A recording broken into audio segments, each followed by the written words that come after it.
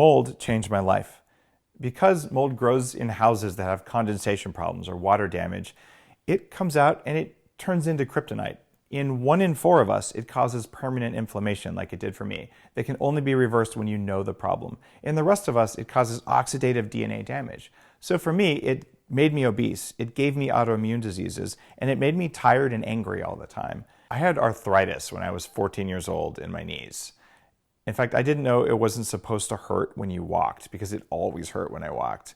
I had chronic nosebleeds like 10 times a day as a kid, asthma, sinusitis, strep throat, constantly. And I was obese.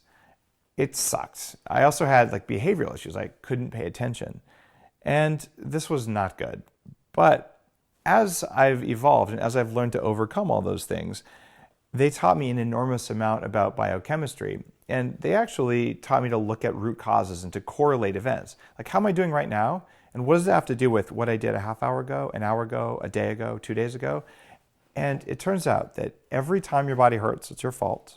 Every time you have a food craving, it's your fault. Every time you don't feel good, it's your fault. It doesn't mean that you know. It doesn't mean you did it on purpose, but it means you have control.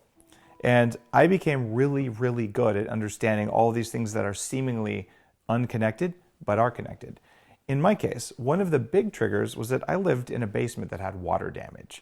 It had been flooded before I moved in. So I was living in a bedroom with toxic mold, and I was exhibiting all of the symptoms of someone who lived in a moldy room. This is happening to probably half of the people listening to this podcast right now. They live in water damaged buildings. I know because I interviewed a dozen experts for Moldy, the documentary that I funded out of my own pocket to help people understand this major source of kryptonite in their lives. The mold just makes you weak. It makes you tired. It makes you lethargic. If I hadn't dealt with this, if it hadn't contributed to my obesity, I never would have known this, and I wouldn't be able to walk around every single day and find someone and say, you know what?